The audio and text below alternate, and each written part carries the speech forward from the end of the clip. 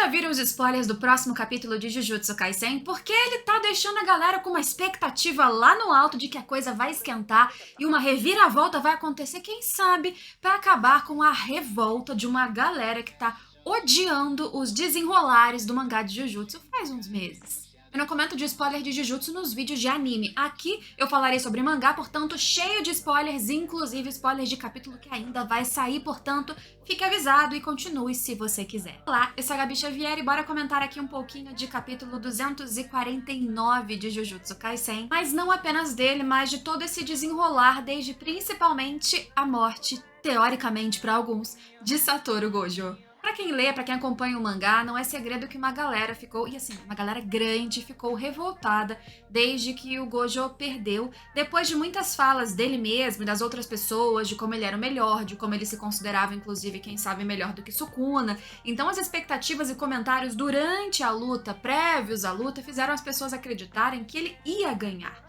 Apesar daquilo não ser exatamente esperado, porque tudo se desenvolvia para uma finalização, como ainda parece ser, mas muitos personagens estavam de lado, então claro que eles precisavam aparecer, lutar, ter espaço. Eu já fiz um vídeo falando sobre isso na época, mas tirar Satoru Gojo do esquema, de alguma forma, definitiva ou não, era estritamente necessário. Ele se tornou um problema para a narrativa.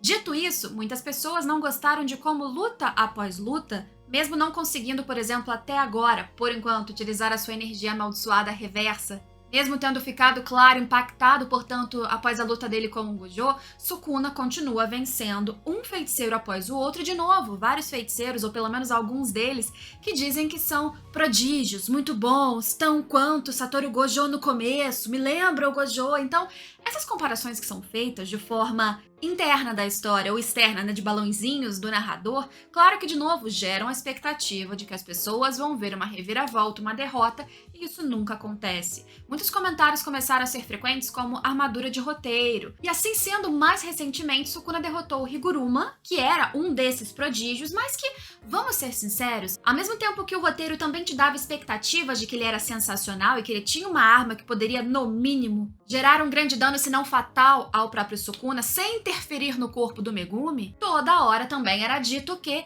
ele era inexperiente, era um prodígio, sabia usar muitas coisas ali no impulso, mas desconhecia sua técnica por completo.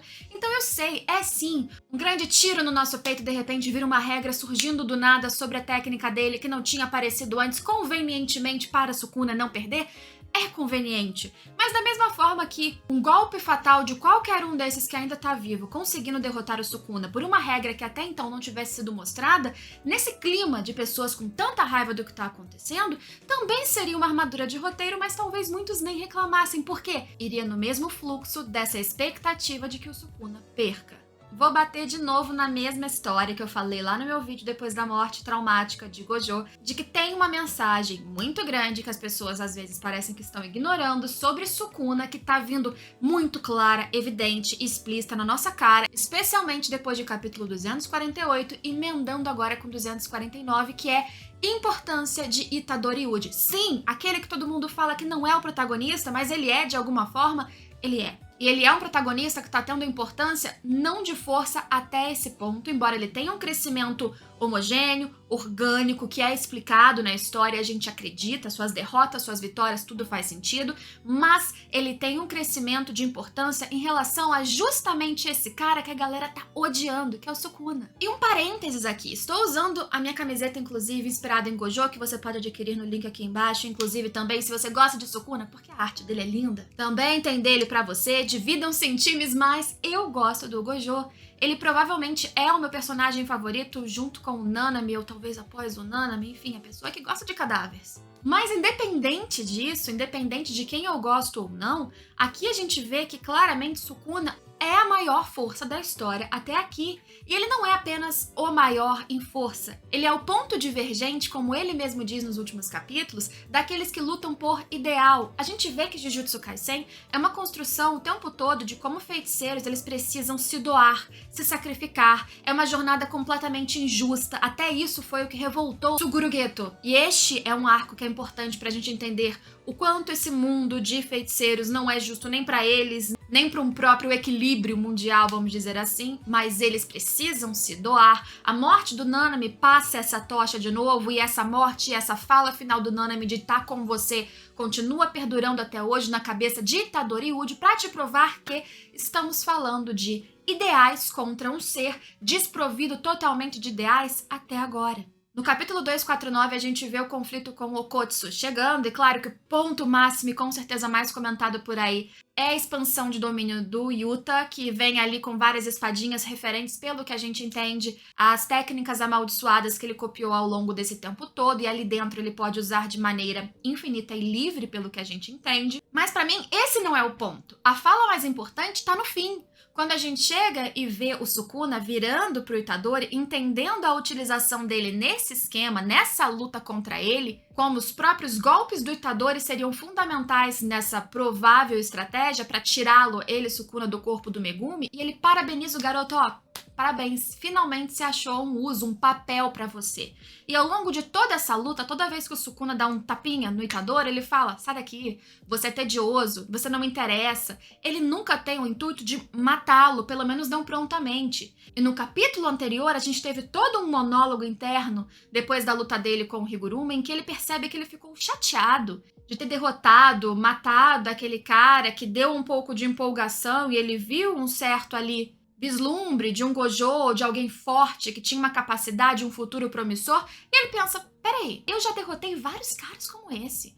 Há 1000 anos, o que eu mais fiz foi enfrentar homens que tinham ideais muito fortes e queriam me derrotar, e eu nunca me abalei. Eu sempre fui aquele que, se tô com fome, como. Se quero matar, mato. E se quero fazer, faço. Por que eu tô me abalando por isso que eu já lidei tantas vezes na vida? E aí ele percebe que algo mudou.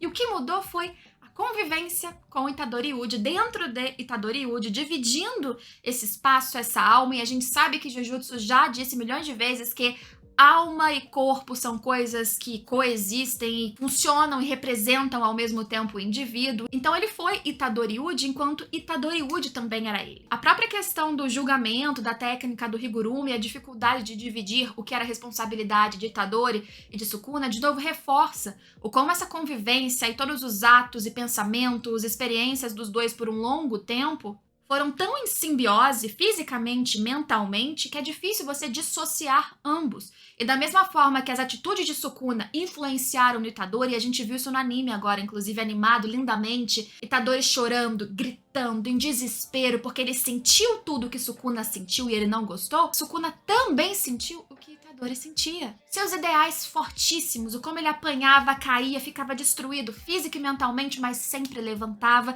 e de alguma forma, tudo isso interferiu nele também. Quando ele percebe que ele enfrentou caras como esses, como o Higuruma, por 1000 anos, e agora ele se sentiu diferente, não foi o adversário que mudou, foi ele. E por quê? Ele fala explicitamente, por causa desse garoto. Só isso já coloca o Itadori numa posição importantíssima e potencialmente no futuro, sim, como a chave, o fundamental, aquele que vai ser o ponto fraco do Sukuna, e lhe dá uma responsabilidade ou um papel de protagonista que é o suficiente. A gente está muito acostumado ao protagonista ser o mais forte, o herói, o mais incrível, o que vai ser o bambambam das coisas, mas ele não precisa ser. Ele pode ser simplesmente aquele que vai carregando a narrativa e tem uma importância focal, é óbvio, tanto é que ele tem esse link com o Sukuna, que é o grande problema há vários capítulos dessa reta final. Mas é injusto a gente dizer que ele não é protagonista porque ele não é forte como Okotsu até esse momento, como Higuruma, como Hakari, como Gojo. Ele tem outro tipo de importância. E olha só, por acaso, a única importância que tá gerando alguma consequência de fato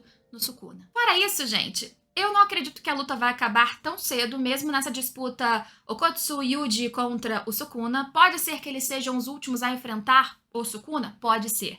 Mas eu acho que ainda haverá muita reviravolta, muita desconstrução nessa cabeça do Sukuna para ele entender quem ele é nesse ponto. E eu não sei nem se agora que ele tem a capacidade, porque isso também foi dito nesse capítulo, de fazer essa fusão entre humanidade e Mestre Tengen para ter um ser super fortão que ele possa enfrentar. Um negócio bem shonen, né? Quero o ser mais forte possível para lutar e ter essa emoção porque eu sou esse ser impulsivo. Eu não sei se isso vai acontecer, porque isso resultaria em um final absolutamente caótico, mas eu não duvido nada de Jujutsu.